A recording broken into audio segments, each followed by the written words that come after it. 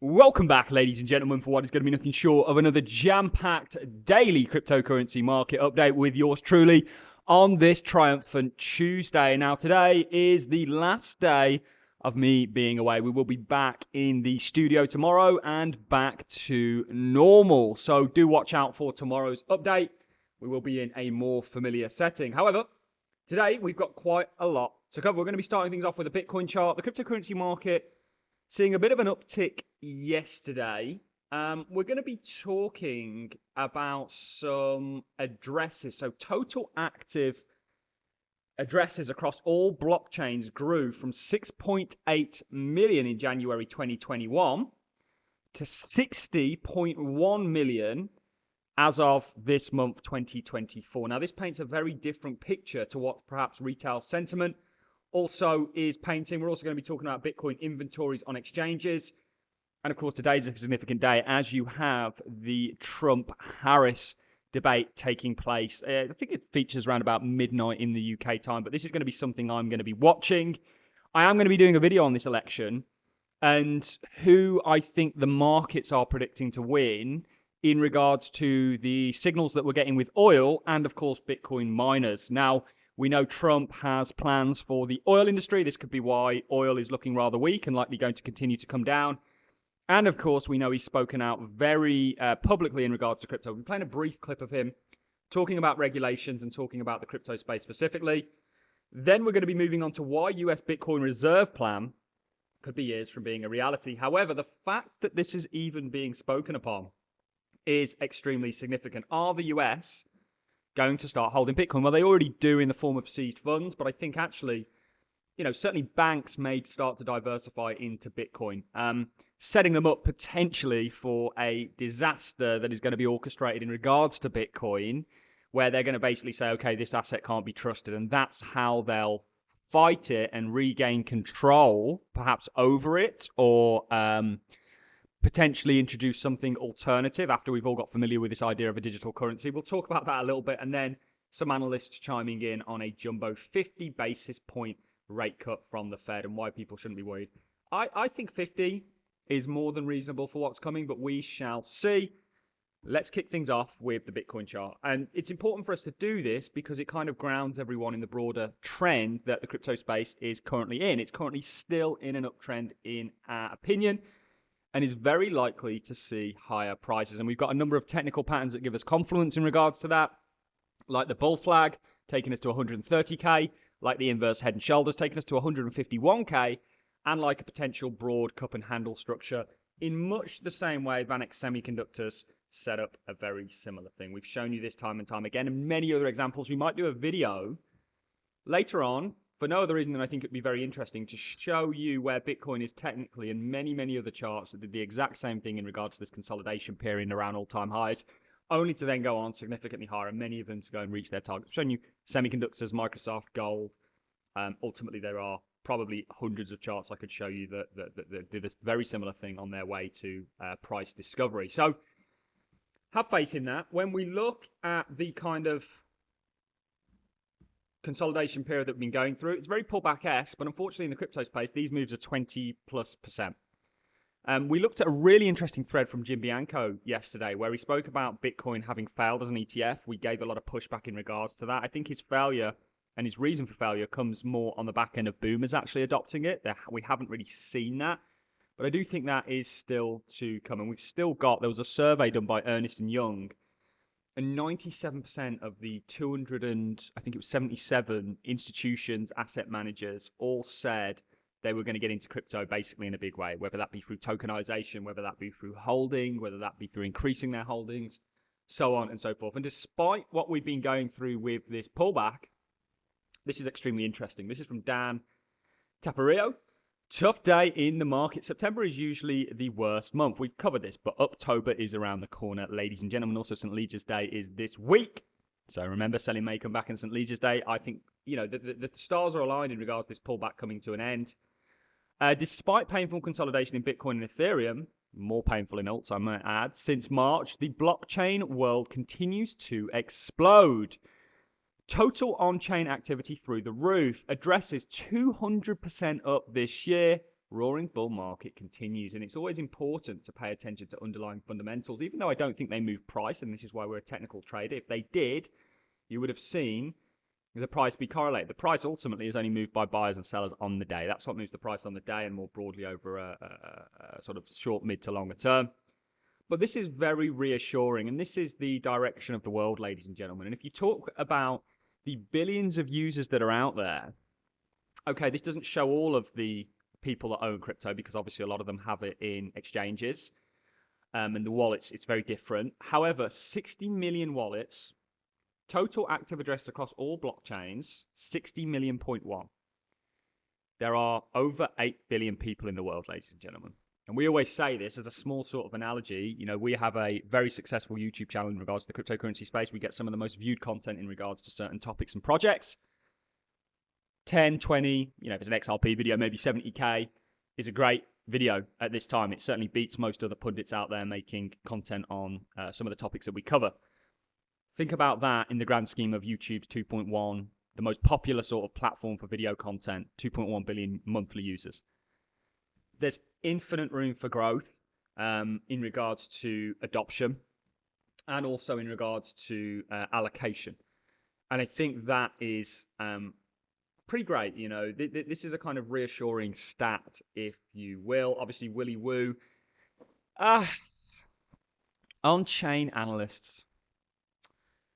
I mean, we've just shown you it's not predictive of the price. But it does perhaps show fundamentally underlying what's going on with certain things. There are trends you can catch that actually make money off the back end up. But we saw in the bull market loads of these analysts like Willy Woo, like Plan B, just get basically completely invalidated in regards to their theories. Plain and simple. And a lot of them had built Plan B stock to flow his entire career over that, totally thrown off track. However, I'm sure when the price goes up, he'll sort of figure out a way to make it fit. But that's for another video. But what he's showing here is Bitcoin inventory on exchanges. You can see, obviously, since FTX took place, you saw a massive. We've still got the FTX repayments to come in the latter half of this year. I think that might be in cash. So that's actually more of a bullish thing than a bearish thing, I think. Some of them getting paid, I think, 116% on what they actually had, which I'm very happy about. I've got friends that lost 6 figures. One even lost 7 figures in the whole FTX nightmare. But you can see what we've got here. And he says, I've been on R&R for a while. But here's the chart I like best to set the scene. Less inventory is bullish, supply and demand. Until the start of August, we've been in a bearish stance with an influx of 100,000 coins from Germany, Mt. Gox, and the DOJ, Department of Justice in the United States, while speculation has been rife, creating more paper Bitcoin. He goes on to say the price crash during the start of August flushed out much of the paper with a nice round of liquidations. Open interest got wiped. Often, we've said this before, sometimes the market needs to go down to go up because it sort of flushes out any kind of over leverage or it's kind of like, you know, when it rains, you know, it's great for the plants and the environment. Certainly here in Croatia, it's pretty hot all the time, but you get a lot of rain, certainly where I am in the more mountainous regions. So that's a healthy reset of open value paper bets. It's really hard for Bitcoin to climb when the overhead speculation in the market goes on to talk about a number of things in regards to mid-June. Also, Bitcoin risk signals. You're going to see a repeat of 2020. And okay, the pushback there is we haven't got the stimulus and the backdrop. And I don't think we need it personally. I think we're in a good sort of macro spot where the Fed is looking to stimulate on the back end of weakening numbers. You know, we know what they're going to do in regards to interest rates. The stars are just aligned, ladies and gentlemen. What I want to do, as we have a Trump-Harris debate coming up tonight, I know in the UK it's just past midnight, is actually play you a quick clip. I'm going to do a video probably tomorrow, maybe Wednesday, maybe a little bit further, certainly on the back end of the debate, to show you who I think the markets are signaling is going to win.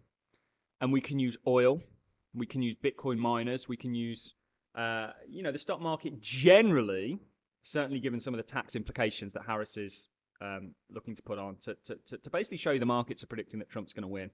And the keys to many things do lie in the markets, because ultimately, what do people garner more so than anything or are most zealous about? It's making money. Even if you look at politics, there's a massive element to that. But I want to play you this clip very quickly in regards to Donald Trump talking about getting rid of regulation. I'm all for that. Then we'll talk about why the US Treasury or why the US Bitcoin Reserve plan might be a thing, but it's further out than people expect. So without further ado, guys, let's dive into this clip of Donald Trump. This onslaught at lower prices, I'm pledging today that in my second term, we will eliminate a minimum of 10 old regulations for every one new regulation. We'll be able to do that quite easily, actually. And instead of attacking industries of the future, we will embrace them, including making America the world capital for crypto and Bitcoin. Just wanted to get that out there. Personally, I think the markets are leaning on Trump winning. I have a dog in that fight as well in regards to my own personal biases. I just my personal opinion, think he's more of a better individual to run America than certainly the guy that's in there now, and probably more so than the agenda that's behind his adversary. We'll see how the debate goes, and I think the markets are positioned for a Trump win, in my opinion. Let's talk a little bit on the topic of government, why the US BTC reserve plan could be years from being a reality. Hashdex, they're also just filed, or a couple of weeks ago, filed a crypto index ETF. Very interesting. Bitcoin and Ethereum on there but they're going to open the floodgates to altcoins more broadly. That's all still to come. Hashdex CIO Samir Kerbaj says the global credibility of Bitcoin cannot be overstated in the case of American government buy-in. So we already see other governments or sovereign wealth funds actually look to do this.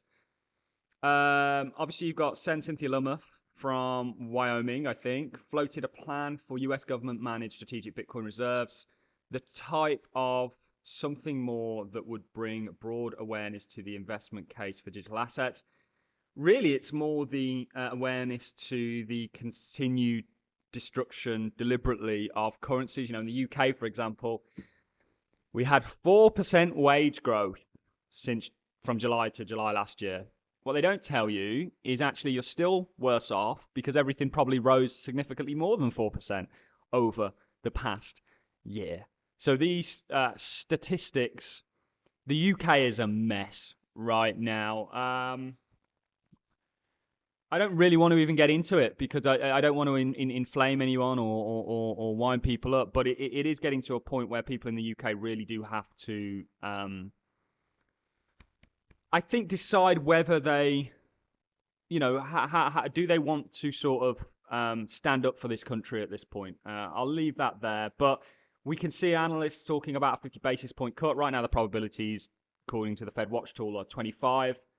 I think 50 is not out of the realms of possibility. Remember, when you get that rate cut, you get the adverse of what we saw take place with the Japanese yen carry from a far larger central bank. Ultimately, I think this is going to see the markets do well. That's our big macro reasoning, and ultimately, there's going to be crypto as the kind of best performer of that. So we've covered a hell of a lot in this update. Just breaking news, actually. Google charged €2.4 billion fine, upheld by Europe's top court in EU. Wow. So interesting news. Also, the iPhone 6, not going to be really largely available in Europe for certain features, or a lot of the features on it aren't. They're going to have to disable them.